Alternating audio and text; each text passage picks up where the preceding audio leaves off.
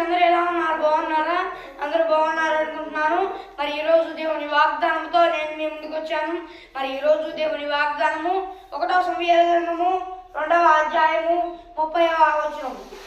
నన్ను గణపరచు వారిని నేను గణపరచుదును, నన్ను తృణీకరించువారు తృణీకారముందుదురు. ఇది ఫ్రెండ్స్ ఈరోజు దేవుని వాగ్దానము. మరి ఈరోజు దేవుని వాగ్దానం ద్వారా దేవుడు ఏమి సెలవిస్తున్నాడంటే, నన్ను గణపరిచే వారిని నేను గణపరుస్తాను, అలాగే నన్ను తృణీకరించే వారికి వారు తృణీకరింపబడతారు వేరే వాళ్ళ చేత అని చెప్పి దేవుడు సెలవిస్తున్నాడు అన్నమాట. ఈరోజు దేవుని వాగ్దానంలో మరి మనం ఏం చేయాలంటే ఆయనకి ఇష్టానుసారంగా బ్రతకాలన్నమాట. మనం ఘనత నొంగాలి అంటే ఆయన మనల్ని గణపరచాలి అంటే మనం ఏం చేయాలంటే ఆయన్ని గణపరచాలన్నమాట. అప్పుడు దేవుడు మన పక్షాన కార్యాలు జరిగిస్తాడు. దేవుడు కార్యాలు జరిగించి మనల్ని ఆశీర్వదించి కృప చూపిస్తాడు అన్నమాట.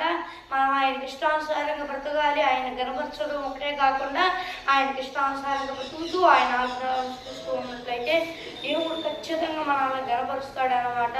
అప్పుడు దేవుడు ఖచ్చితంగా గణపరుస్తాడు. మరి దేని విషయంలో కూడా భయపడాల్సిన అవసరం లేదు. ఎగ్జాంపుల్గా చూసుకున్నట్లయితే మరి దావీదు దేవుణ్ణి గణపరిచాడు. దేవుడు దావీదుని గణపరిచేటట్లు గొప్ప రాజుగా చేశాడు. మరి అలాగే దావీదు ఆయన ఆజ్ఞలను అనుసరిస్తూ ఆయనలో ఉన్నాడు అన్నమాట, ఏ తప్పు చేయకుండా.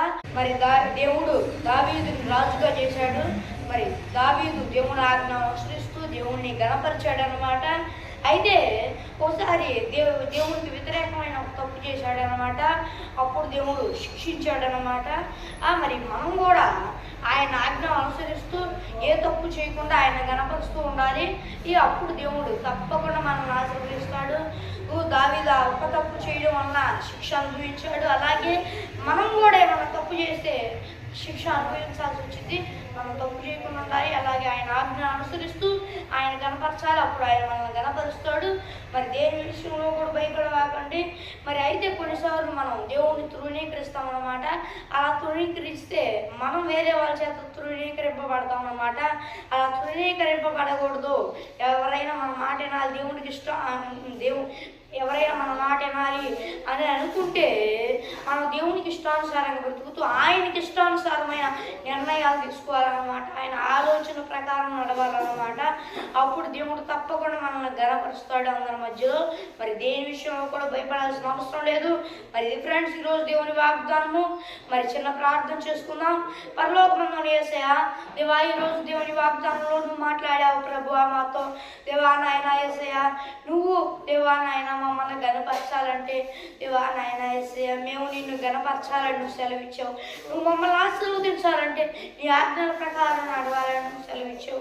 దేవా నాయనా నీ ఆజ్ఞల ప్రకారం నడవకుండా దేవా నాయనా నిన్ను గణపరచుకుని ఉన్నట్లయితే వేరే వాళ్ళ చేత తృణీకరింపబడతామని కూడా నువ్వు చెప్పావు. దేవా నాయనా యేసయ్యా మేము నీకు ఇష్టానుసారంగా నీ మాట వింటూ నీ ఆజ్ఞలు అనుసరిస్తూ దేవా నాయనా నీ రక్తంలో కడగబడిన వారమై దేవా నాయనా యేసయ్యా నిన్ను గణపరుస్తూ ఉంటున్నట్లు ఆశీర్వాదం పొందుతున్నట్లు నీ కృప చూపించయ్యా.